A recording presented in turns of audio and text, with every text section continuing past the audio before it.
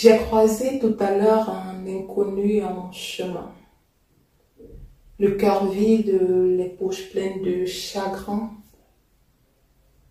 Il se peut que ce soit mon frère.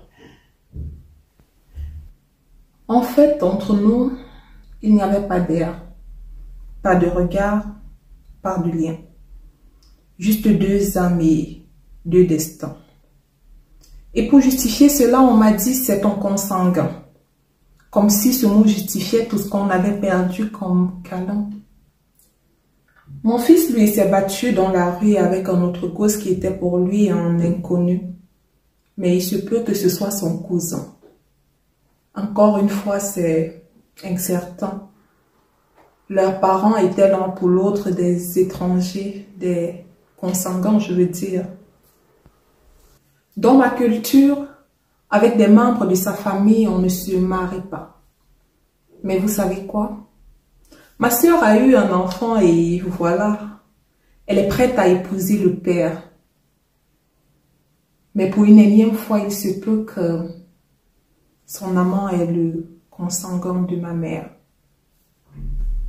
Encore une résultante du fait que personne ne rassemble. Encore une fois où on se découvre en larmes. On prend la décision de fonder des familles à plusieurs endroits. Mais jamais on ne prend la décision de les rassembler, de les apprendre à se connaître, à s'aimer et à coexister. J'ai mal de connaître que plusieurs fois j'ai rencontré mon frère et on est resté en froid. Juste parce qu'il était mon consanguin et donc pour moi un étranger. Je me demande pourquoi la partie frère dont frère consanguin a toujours été oubliée, mise au coin, abandonnée, effacée, froissée et jamais assumée. Comme si l'amour et la fraternité devaient se mériter. Dites-moi. J'ai grandi comme un enfant unique en me disant que je ne partage avec personne la même génétique. Pourtant, j'ai des frères et des sœurs, sauf que nous sommes juste liés par le sang et chacun est dans son coin. Je pose alors la question, le cœur en miettes. À qui la faute? À moi? À mes frères? Ou alors à nos parents qui n'ont pas su faire de nous des frères?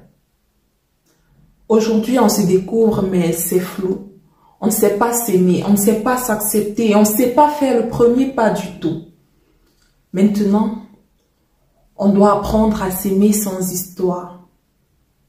On doit apprendre l'amour sans mémoire. Mais comment construire un nous vraiment quand on n'a hérité que du sang et pas des sentiments?